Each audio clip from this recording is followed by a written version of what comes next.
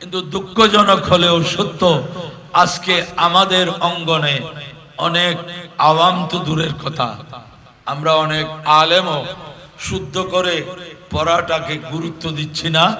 অথচ কোরআন পড়লে সওয়াব, কিন্তু হাদিসে পাকে বলছে রুব্বা কারিন ইয়াকরাউল কুরআন ওয়াল কুরআনু ইয়ালানুহু।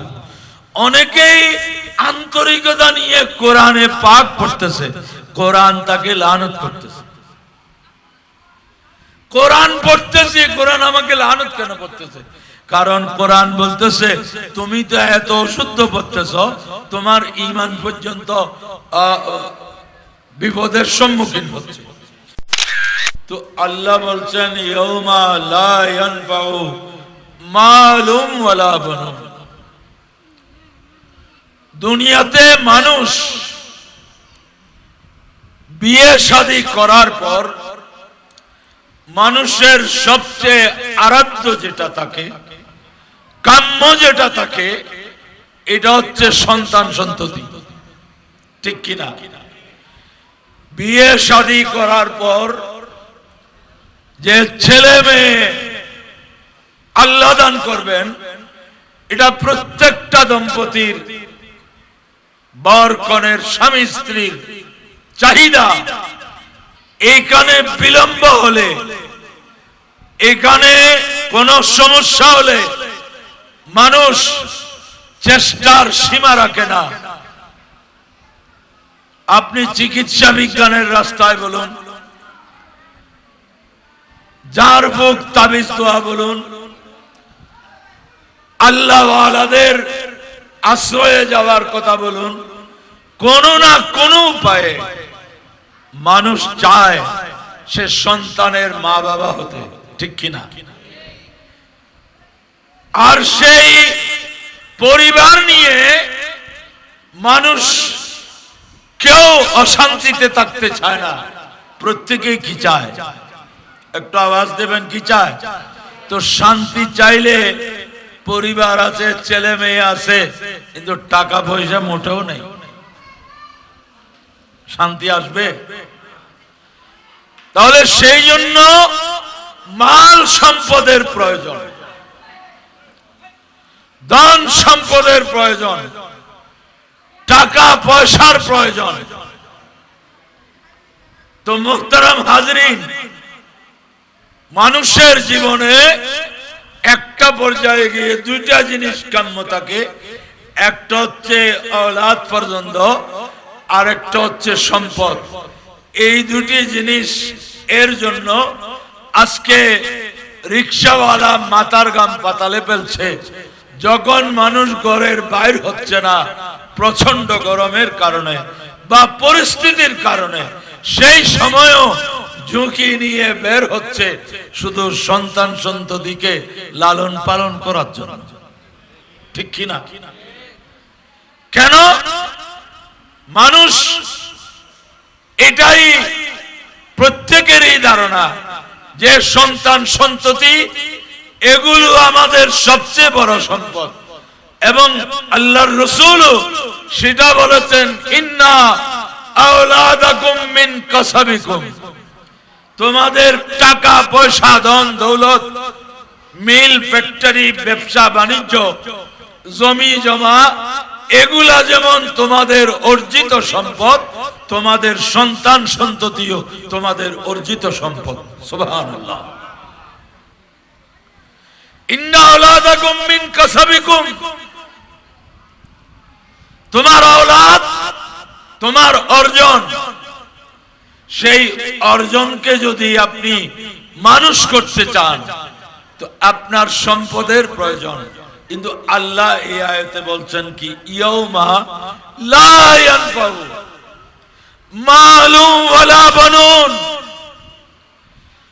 কিয়ামত এমন একটা দিন যেদিন তোমার সম্পদও কাজে আসবে না, তোমার औलाद পর্যন্ত, ছেলে মেয়ে, এগুলোও কামে আসবে না। আমরা চাইলাম কেন? এই औलाদের জন্য কত মানুষ খতমে বুখারী শরীফ পড়াচ্ছে। কেন?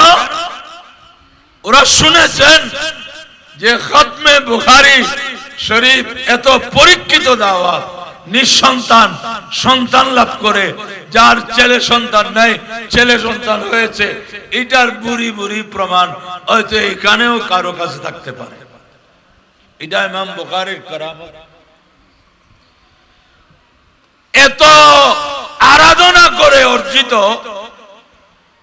এত কষ্ট করে অর্জিত সম্পদ কোন মানুষ চায় না নিজের ছেলে মেয়ে মা বাবা আপনজনদেরকে ছেড়ে একদিনও দূরে থাকতে চায় না, কিন্তু বছরের পর বছর প্রবাস জীবনে কষ্ট করছে।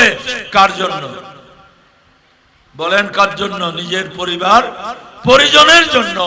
আর আল্লাহ বলছেন কিয়ামতের দিন তোমার মালও কাজে আসবে না, তোমার সন্তানও কাজে আসবে না।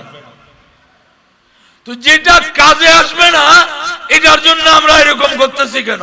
তো আপনারা বলেন হুজুর তাহলে কি এই ছেলে মেয়ে মেরে ফেলবো, জমি জমা বিক্রি করে ফেলবো? না না না, এখানে আয়াতের ব্যাখ্যা আছে। তো কি কাজে আসবে?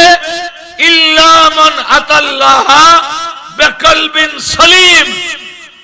কিয়ামতের দিন কাজে আসবে সর্বপ্রথম যেই ব্যক্তি একটা নিরাপদ সুস্থ কলব নিয়ে আল্লাহর কাছে যাইতে পারবে।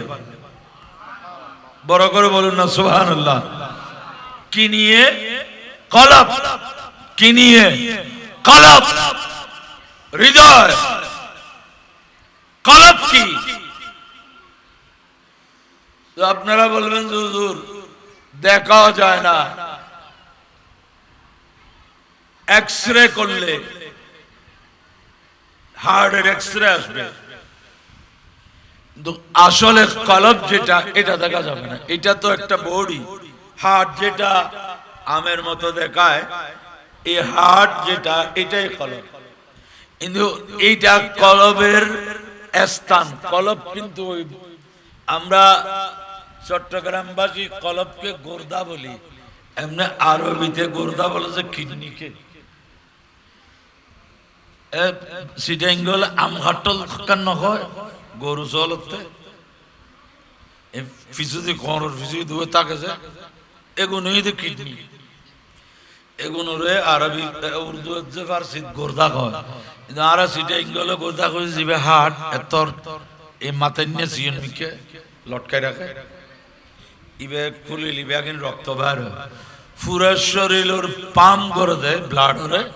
ইবে ইবে ফেলে গেলে আট ফেলি হতে, ইবে ফেলে গিয়ে মানে বন্ধ কি। তো কোরআন বলছে ইল্লা মান আতাল্লাহ বিকলবিন সলিম, যেই ব্যক্তি একটি নিরাপদ কলব নিয়ে আল্লাহর কাছে উপস্থিত হতে পারবে, সে ওই কলবের মাধ্যমে উপকৃত হবে। সুবহানাল্লাহ। কেন? যেই ব্যক্তির কলব নিরাপদ সেই ব্যক্তির সন্তান নষ্ট হইতে পারে না। যেই ব্যক্তির কলব নিরাপদ তার সম্পদ হারাম হইতে পারে না। যেই ব্যক্তি কলবকে নিরাপদ করবে সে যে কোনো ভাবে ইনকাম করবে না, সে হালাল কিনা দেখবে, হারাম কিনা দেখবে। আর হালাল আর হারাম যদি বাছাবাছি না করে তো কলব নিরাপদ থাকবে না, কলব নিরাপদ থাকবে না। সেই জন্য আল্লাহ বলছেন ইল্লা মান আতাল্লাহ বিকলবিন সলিম, যে একটি নিরাপদ কলব নিয়ে আল্লাহর দরবারে উপস্থিত হতে পারবে, সেই কলবটা তাকে নাজাতের চূড়ান্ত পর্যায়ে নিয়ে যাবে। সেই কলবের কারণে তার সমস্ত কিছু ঠিক থাকবে। এই প্রসঙ্গে রসুলে পাকের একটা হাদিস, এটা হাদিসের প্রায় সব কিতাবে আছে। আমার প্যারা নবী বলছেন আলা ইন্না ফি জাসাদে বনি আদমা লামুদগাতান, উম্মত প্রতিটি মানুষের দেহে ছোট্ট একটি মাংসপিণ্ড আছে।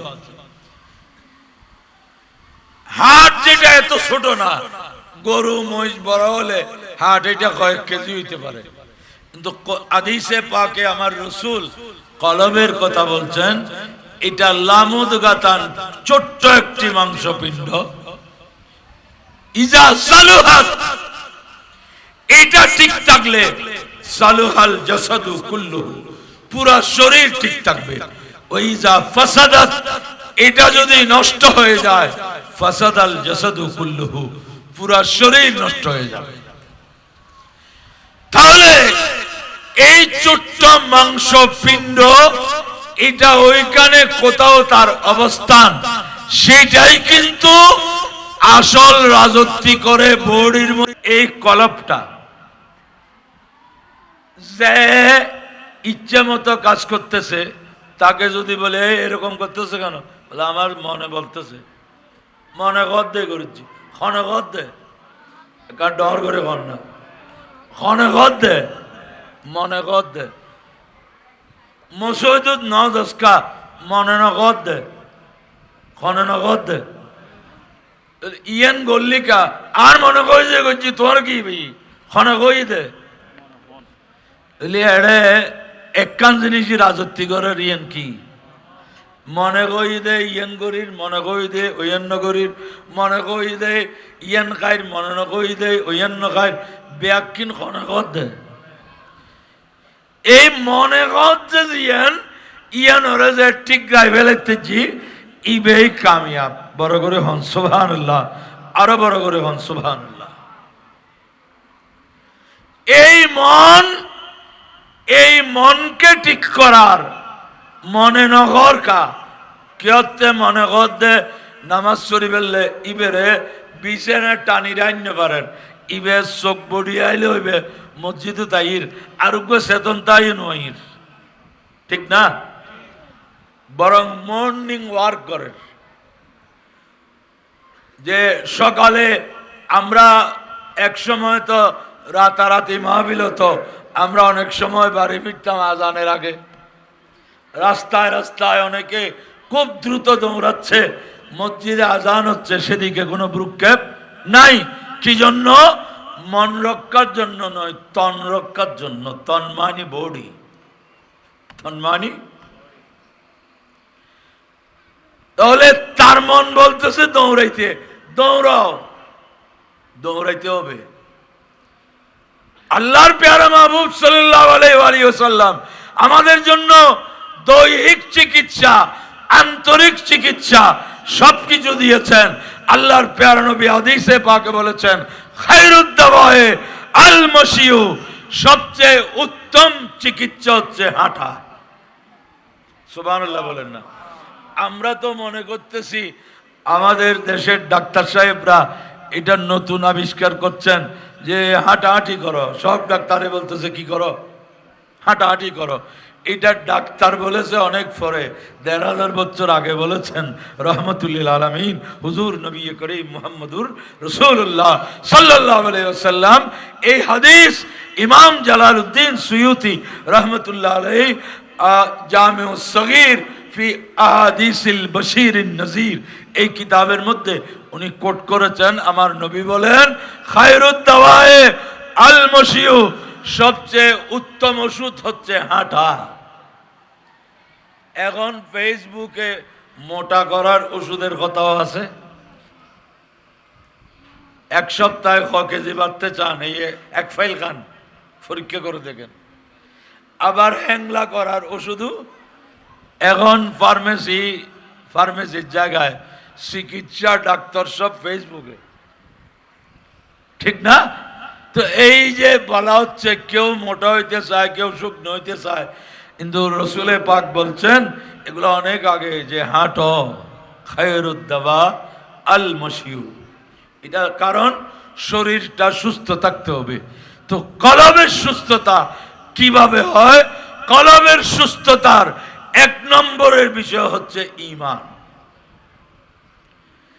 যেই কলবে ঈমান নাই, সে মেডিকেল পরীক্ষা বলবে আপনার হার্টে নো প্রবলেম, কোনো প্রবলেম নাই, হার্ট কমপ্লিটলি নরমাল, রিপোর্ট দিয়ে দিয়েছে, আপনি এসেছি ইসিজি করছেন, হার্ট একেবারে স্বাভাবিক আছে, খুশি হয়ে গেলেন। এটা হচ্ছে চিকিৎসা বিজ্ঞানের ফয়সালা।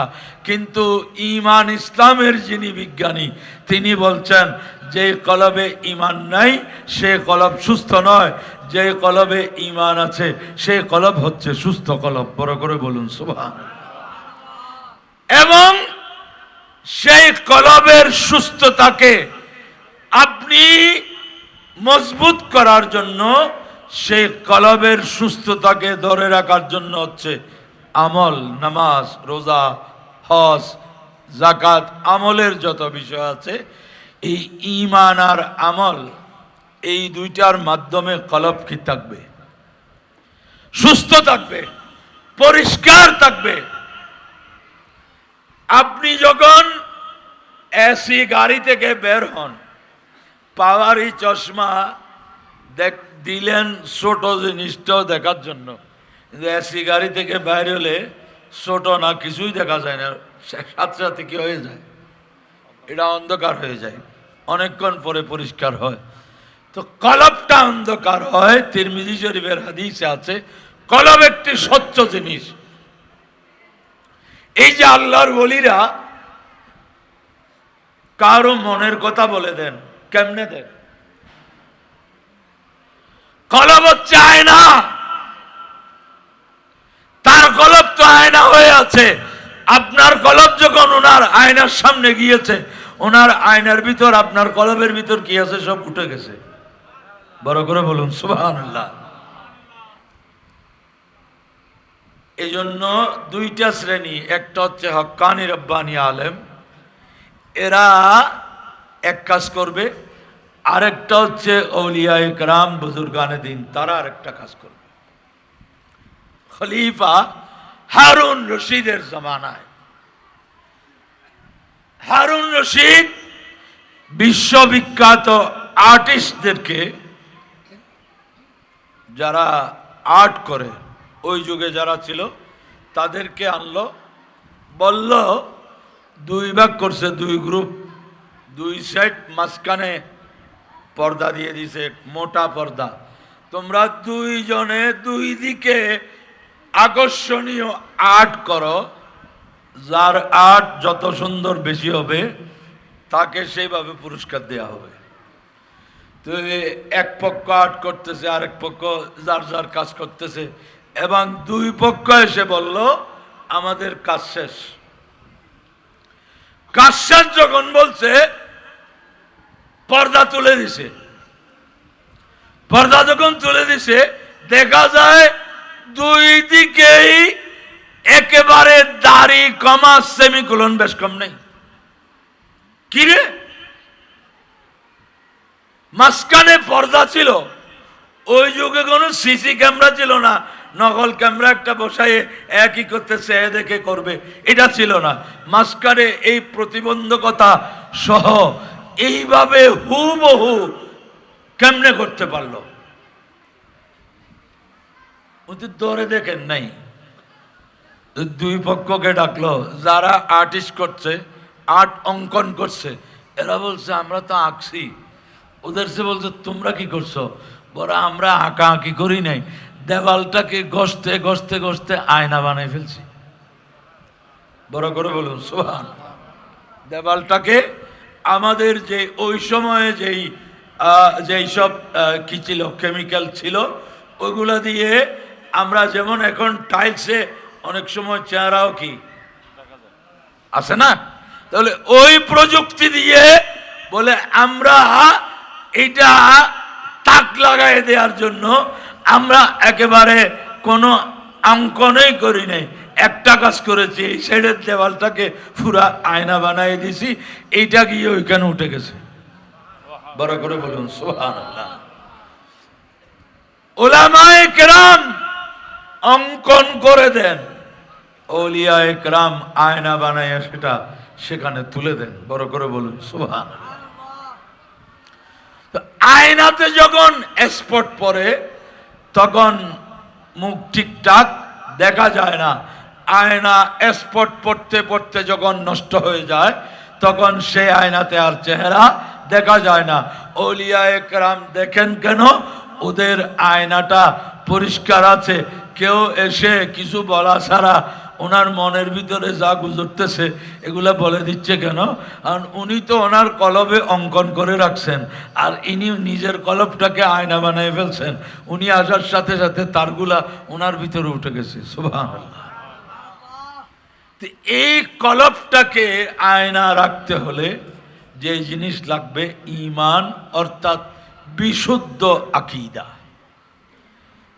যেটা আহলে সুন্নাত ওয়াল জামাতের আকীদা। সেই আকীদাকে সুপ্রতিষ্ঠিত করার জন্য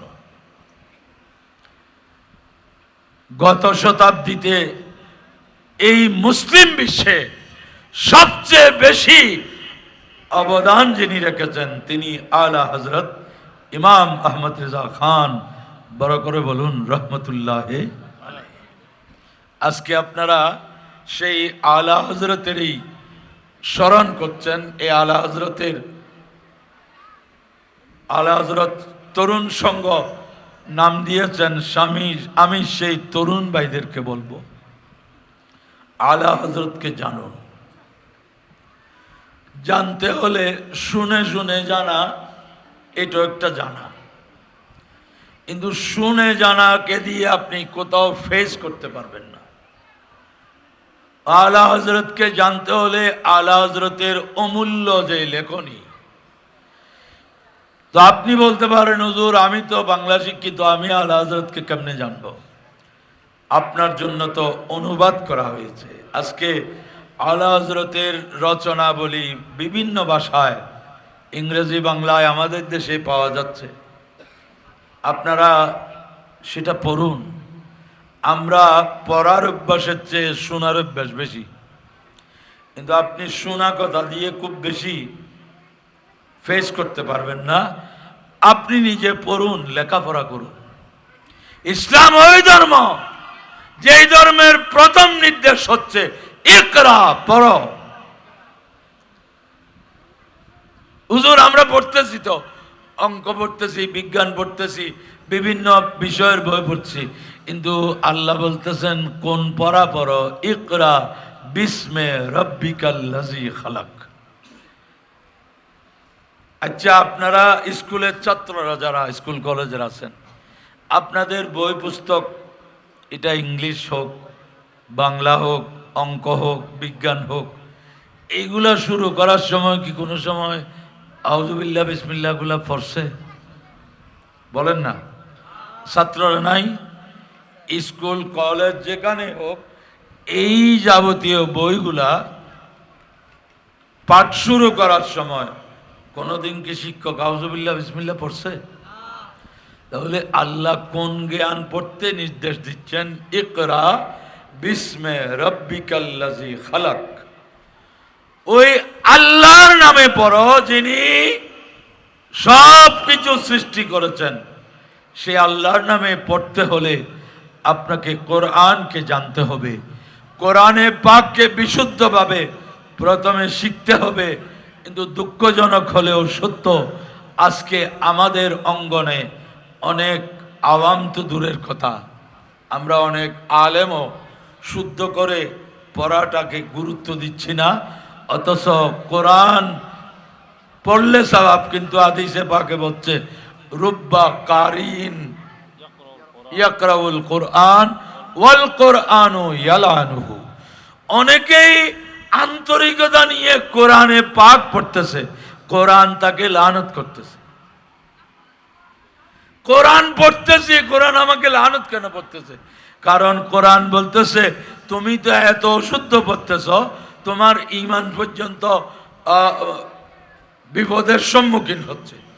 এই জন্য আমি, যারা অভিভাবক আছেন, আপনার ছেলেকে ডাক্তার বানান, ইঞ্জিনিয়ার বানান, যাই কিছু বানান, কিন্তু অন্তত বিশুদ্ধভাবে কোরআনে পাক শিক্ষা দিন। এক সময় অনেক মানুষ আজান দিতে আল্লাহু আকবার ঠিক মতো বলতে পারতো না, আল্লাহু আকবার বলতো, তাব্বাত ইয়াদা বলতো, ইয়াদা তাব্বাত ইয়াদানা।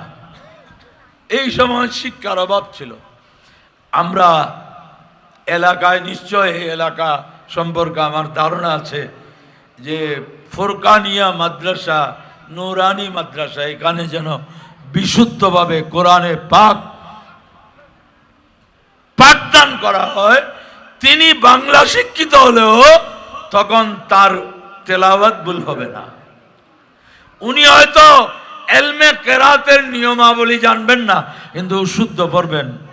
যারা হজ করছেন মক্কা শরীফ থেকে মদিনা শরীফ যাওয়ার পথে, মদিনা শরীফ থেকে মক্কা শরীফ আসার পথে যে বড় বড় বাস কোর্সগুলো, এগুলো ড্রাইভার প্রায় মিশরি, এরা কোনো উচ্চশিক্ষিত কেউ না, কিন্তু ওরা উজুর আছে কিনা এগুলো দেখে না, ইমামতির জন্য দাঁড়াই যায়। ড্রাইভার কি করতেছে বলেন না? ড্রাইভার ইমামতি করছে, তার বুকের বল কি? অনেক ইমামের পিছনে আমরাও একতেদা করছি, দেখতেছি মাশাআল্লাহ কোরআন শরীফ এত বিশুদ্ধভাবে পড়তেছে। সে সাহস করে গিয়েছে, যেহেতু কেরাত যেটা পড়বে, পিছনের মানুষ তো সুবহানাকা শুনবে না, আউযুবিল্লাহ বিসমিল্লাহ শুনবে না, তসবিহ শুনবে না, শুনবে কি? কেরাত। কিন্তু এইটা এত বিশুদ্ধভাবে পড়তেছে, ড্রাইভার ইমামতি করতেছে কিজের বলে? ওই বিশুদ্ধ কোরআনে পাক তেলাওয়াত করার বদৌলতে। মসলা মাসাইল, ফিকহ ফতোয়া কি জানে, এগুলা সে জানে, তার খোদাই জানে। একবার ওরা তো জোহরের নামাজ পড়ার সময় আসরের নামাজও পড়ে ফেলে সফরের সময়, জামা বাইনাস সালাতাইন, এটা ফিকহ মাযহাবের বিষয়। তো আমি আমার সাথে যারা মুসল্লি ছিলেন তাদেরকে বললাম যে দ্বিতীয় জামাতে শরীক হইও না। তো বলে এইটা আবার কি করতেছে? আমাদের দেশের মানুষ তো এগুলো, আমি বলতেছি ওরা আসরও ফল বলতেছে, বলে আজ তো আসরক হয় নাই। আমি বললাম আমরা হানাফি। তো ইমাম সাহেব বলছে মু মু মানে কি হয়েছে, তোমরা পড়তেছো না কেন? তা আমি বললাম নাহানু হানাফিয়ুন, নাহানু হানাফিয়ুন লা নাজমাউ বাইনাস সালাতাইন। আমরা হানাফি মাযহাবের মানুষ, আমরা দুই ওয়াক্তের নামাজ একসাথে পড়ি না। বলে ঠিক আছে। তো কি বললাম, একজন ড্রাইভার যদি শুদ্ধ করে কোরআন পড়তে জানে, নিশ্চয় তাদের দেশে কোরআনে পাক সেভাবে শিক্ষা দেওয়ার ব্যবস্থা আছে। যেই আলা হযরতের স্মরণ করছেন, উনি এত মেধাবী ছিলেন, একজন ব্যক্তি উনাকে হাফেজ লিখেছেন সিডিতে। উনি হয়তো জানেন না উনি যে হাফেজ নন। আমাদের দেশে আসে না, আমরা তো হুজুর একটাকে যখন কিছু বলতে যাই, যা জানি সব বলে ফেলি। এগুলা ওনার জন্য হোক বা না হোক, আল্লামা হোক না হোক, আল্লামা বলে ফেলতেছি। কিন্তু একজনে ওনাকে হাফেজ লেখছে, তো উনি বলেন কি করতাম, আমি তো হাফেজ নই।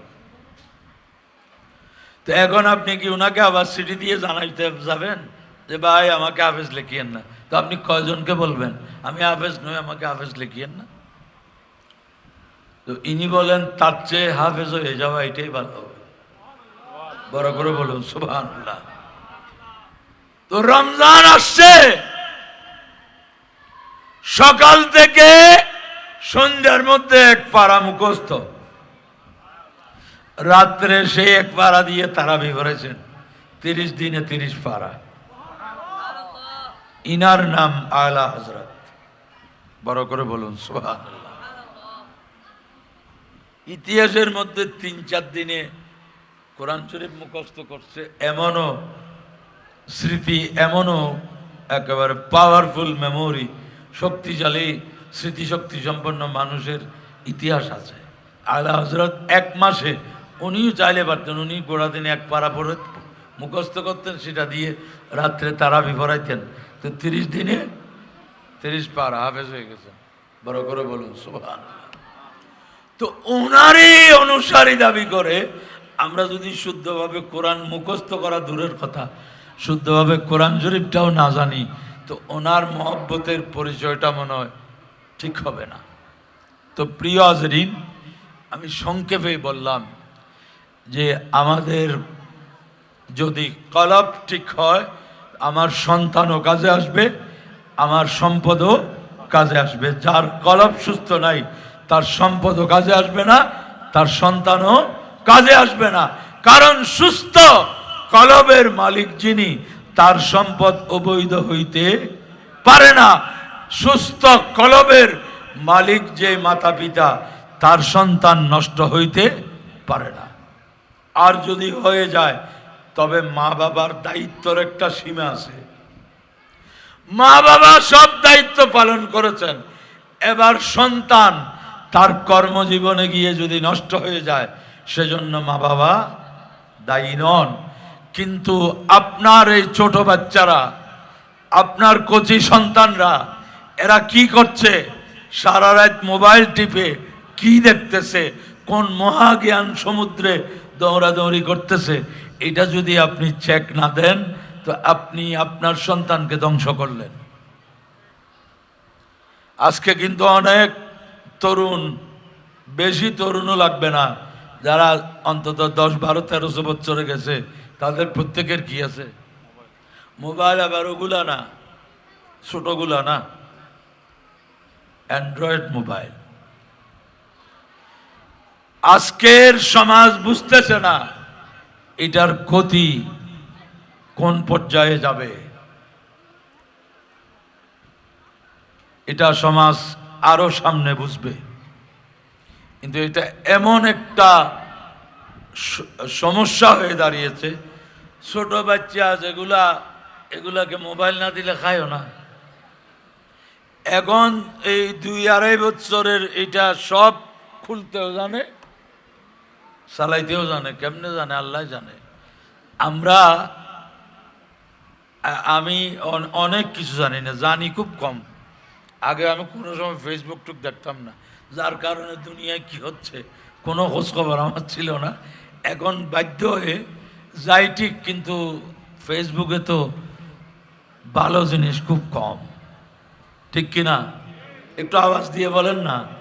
আপনার দেখবেন কি দেখবেন না, এটা তো আপনাদের ব্যাপার। আমি যেটা বললাম এটা ঠিক কিনা, যে সত্য এবং ভালো এই জিনিসের অভাব খুব বেশি। যার যা ইচ্ছা বলতেছে, যার যা ইচ্ছা করতেছে। আল্লাহ জানে এই মুসলিম মিল্লাতের শেষ পরিণতি কোথায় যায়। তো আমরা যারা আলা হজরতকে মানি, আলা হজরতকে শ্রদ্ধা করি, ইনি বলছেন, চমক তুঝসে পাতে হেসাব পানে ওয়ালে ইয়া রসুল আল্লাহ। এক কলবের মধ্যে আলোটা কিন্তু সবাই আপনার কাছ থেকে পারবে। মেরা দিল ভি চমকা দে চমকানে ওয়ালে ইয়া রসুল আল্লাহ। আমাদের অন্তরটাকেও ঈমানের আলোতে উদ্ভাসিত করে দিন, আলোকিত করে দিন। সবাই বলুন আমি। প্রিয় সুন্নি মুসলমান ভাইয়েরা, সার্বিক পরিস্থিতি দেখে আমাদের ঈমান, আকীদা, আমল, আমাদেরকে নিজেদেরকে এমনভাবে তৈরি করা দরকার যাতে আমরা আমাদের পায়ে দাঁড়াতে পারি। সেই চিন্তা কখন সুন্নি মুসলমানদের মধ্যে আসবে? সেই দিনের প্রহর গুনতে গুনতে আমরা ছাত্র জীবন থেকে কর্মজীবন পার হয়ে অবসর জীবনে এসেছি, বাকি আরেকটা আছে, যে আর বেশি নেই। সেই জন্য দোয়া করবেন আল্লাহ তাআলা সুন্নি মুসলমানদেরকে ঈমান আকীদার স্বার্থে বুঝার তৌফিক দান করুন। আলা হযরত আর শুহাদায়ে কারবালা, আমরা শুহাদায়ে কারবালাকে স্মরণ করি, শোক করি না। শোক করাটা সুন্নিদের কাজ নয়, শোক করা হচ্ছে কাদের কাজ? বলেন না একটু। শোক করা কাদের কাজ? শিয়াদের কাজ। এই কথা আপনি যতই বলেন, এই শিয়া সুন্নি এগুলো আর কতদিন বলবেন? যেটা বাস্তব, এটা না বললেও কি আপনি বাঁচতে পারবেন? আপনি যদি বলেন হসপিটাল, আর কতদিন রাখবেন? হসপিটাল তো ভালো জিনিস না, শুধু রোগী, সব শান্তির জন্য কেউ কেউ হসপিটাল যায় না, অশান্তি হলে হসপিটাল যায়? অশান্তি হলে কোথায় যায়? হসপিটাল যায়। তো এই মানুষ কি কেউ বলবে অশান্তির জায়গাটা আর কতদিন রাখবেন? এটা কেউ বলবে না। বরং হসপিটালের বাজেট বাড়াইতে হবে। কেন? রোগ হতে থাকবে, শান্তির স্থান খুঁজতে হবে। তো আমাদেরকেও আপনি যতই রাগ ডাক করতে চান, কিন্তু সুস্থতার জন্য আপনাকে এগুলা বুঝতে হবে, চিনতে হবে। আল্লাহ পাক তৌফিক দান করুন, আমিন। ও আখিরু দাওয়ানা আনিল হামদুলিল্লাহি রাব্বিল আলামিন। আসসালামু আলাইকুম ওয়া রাহমাতুল্লাহি ওয়া বারাকাতুহু।